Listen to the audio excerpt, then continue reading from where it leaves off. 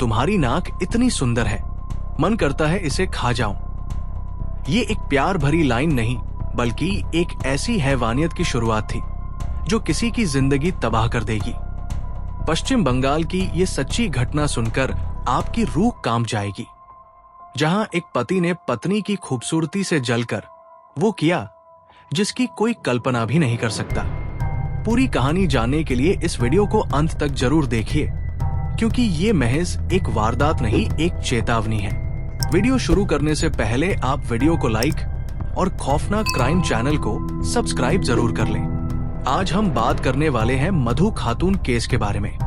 इस कहानी की शुरुआत होती है पश्चिम बंगाल के नादिया डिस्ट्रिक्ट से। तारीख थी 3 मई 2025 की। नादिया जिले के शांतिपुर पुलिस स्टेशन के अधीन आने वाले वेरपारा गांव के वार्ड नंबर 2 में 28 वर्षीय मधु खातून अपने पति बपन शेख के साथ रहा करती थी। मधु सुंदर और बेहद खूबसूरत थी। अक्सर उसका पति बपन उसकी तारीफ किया करता था। तुम्हारी नाक बहुत सुंदर है, तुम बहुत हसीन हो, मुझे तुम्हारी नाक इतनी पसंद है कि मन करता है इसे खा जाऊं।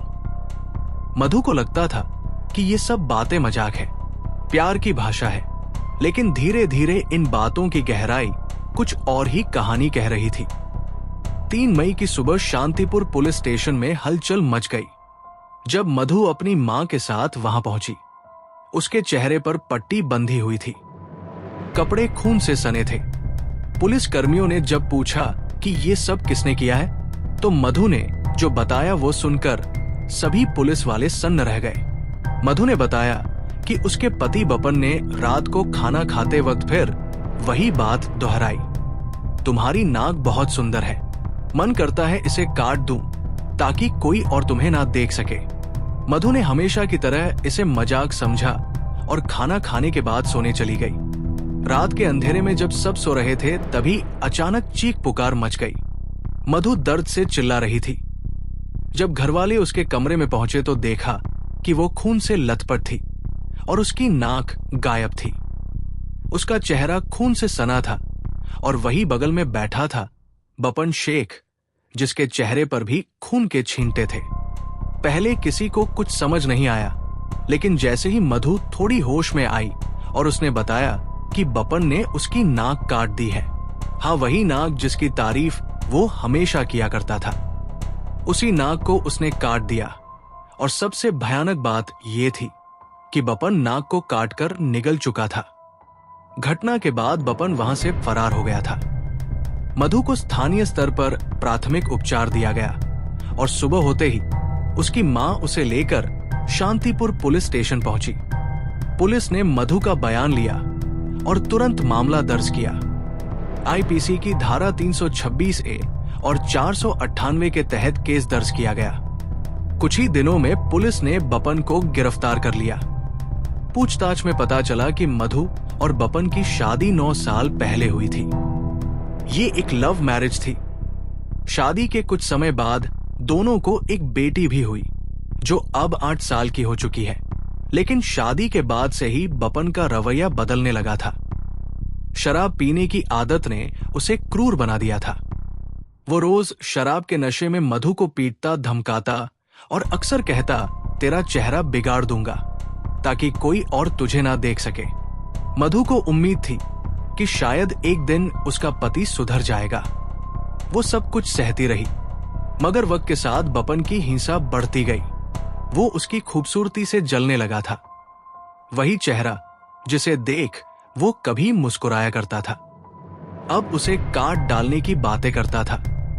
मधु को कई बार बपन ने धमकी दी थी कि वो उसकी नाक काट देगा, मगर मधु हर बार इन बातों को मजाक समझकर भूल जाती थी। लेकिन इस बार जो हुआ वो उसके जीवन का सबसे बड़ा दर्द बन गया। डॉक्टरों का कहना है कि अगर समय पर उसकी कटी हुई नाक मिल जाती और तुरंत सर्जरी हो जाती तो उसे वापस जोड़ा जा सकता था, मगर अब क्योंकि बपन नाक को निगल चुका था, इसलिए अब तत्काल सर्जरी संभव नहीं है। डॉक्टरों का कहना है कि कुछ समय बाद नाक की दोबारा प्लास्टिक सर्जरी संभव है, लेकिन इसकी खर्च लगभग 5 से 7 लाख होगी। मधु की आर्थिक स्थिति बेहद खराब है, इतने पैसे उसकी पहुंच से बाहर है। लेकिन जब ये मामला सामने आया तो कुछ एनजीओ ने मदद का हाथ बढ़ाया। अब मधु की सर्जरी के लिए क्राउड फंडिंग की जा रही है। जैसे ही पर्याप्त धनराशि जुटेगी, मधु की नाक की रिकंस्ट्रक्शन सर्जरी की जाएगी। बपन शेख की क्रूरता ने न सिर्फ मधु का चेहरा बल्कि उसकी आत्मा को भी गहरे तक जख्मी किया है। एक खूबसूरत लड़की जो प्यार के नाम पर अपने सपनों का घर बसाने आई थी, उसी के सपनों को एक हैवान ने रौंद डाला। 9 साल तक डर में जीती रही मधु, मगर अब वो चाहती है कि उसे न्याय मिले। और शायद अब समाज को भी सोचना होगा कि कब तक कोई और मधु ऐसी हैवानियत का शिकार होती रहेगी, क्योंकि दर्द सिर्फ नाक खोने का नहीं था, दर्द उस विश्वास के टूटने का था जिसे उसने 9 साल तक सीने से लगा कर रखा। जिस इंसान को उसने अपनी जिंदगी का हमसफर चुना, वही इंसान उसकी सबसे बड़ी सजा बन गया। बपन शेख की गिरफ्तारी के बाद पुलिस पूछताछ में ये बात सामने आई कि वो मानसिक रूप से बेहद अस्थिर और हिंसक स्वभाव का इंसान था। शादी के शुरुआती दिनों में मधु को लगा था कि ये सिर्फ शराब की लत है जो उसे गुस्सैल बना रही है, लेकिन हकीकत कुछ और थी। बपन को अपनी पत्नी की सुंदरता से इतनी ईर्ष्या हो गई थी कि उसे लगता था कि अगर वो सुंदर रहेगी तो लोग उसकी तरफ देखेंगे और एक दिन वो उसे छोड़कर चली जाएगी। यही डर और जलन धीरे धीरे जुनून और फिर हैवानियत में बदल गया। मधु के पड़ोसियों और रिश्तेदारों ने भी पुलिस को बताया कि बपन अक्सर मधु के साथ मारपीट करता था।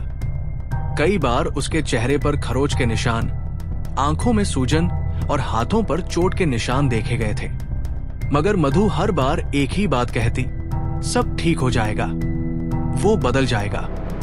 लेकिन जिस दिन बपन ने उसकी नाक काटी, उस दिन मधु के साथ साथ समाज का भी एक आईना टूट गया, क्योंकि ये घटना सिर्फ घरेलू हिंसा का मामला नहीं थी। ये एक मानसिक बीमारी और एक औरत की चुप्पी का अंजाम था। पुलिस ने बपन को कड़ी धाराओं में जेल भेज दिया। उसकी बेटी जो अभी सिर्फ 8 साल की है, वो इस सब को देखकर सहम गई है। उसे समझ नहीं आता कि उसके पिता ने उसकी मां के साथ ऐसा क्यों किया। मधु अब अपने मायके में रह रही है। उसे समय समय पर चेकअप के लिए बड़े अस्पताल ले जाया जाता है। उसकी मां कहती है, हमने अपनी बेटी को इतनी तकलीफ में कभी नहीं देखा था। वो बचपन से बहुत शांत और सहनशील थी, मगर हम नहीं जानते थे कि उसकी यही सहनशीलता एक दिन उसके लिए इतनी बड़ी सजा बन जाएगी। मधु की कहानी अब सोशल मीडिया और न्यूज चैनलों पर वायरल हो चुकी है। देश भर के कई लोग उसकी मदद के लिए सामने आ रहे हैं। कुछ एनजीओ, डॉक्टर और सामाजिक कार्यकर्ता मिलकर उसकी जिंदगी को फिर से पटरी पर लाने की कोशिश कर रहे हैं। क्राउड फंडिंग प्लेटफॉर्म्स पर अब तक लाखों रुपए जमा हो चुके हैं और उम्मीद है कि अगले 1 महीने में उसकी पहली सर्जरी की प्रक्रिया शुरू हो सकेगी। डॉक्टरों का कहना है कि ये एक लंबी और दर्दनाक प्रक्रिया होगी। 2 से 3 स्टेज में उसकी नाक फिर से बनाई जाएगी और पूरी रिकवरी में लगभग 1 साल लग सकता है। मधु ने अब एक फैसला लिया है, वो चुप नहीं बैठेगी। वो दूसरी महिलाओं के लिए आवाज बनेगी।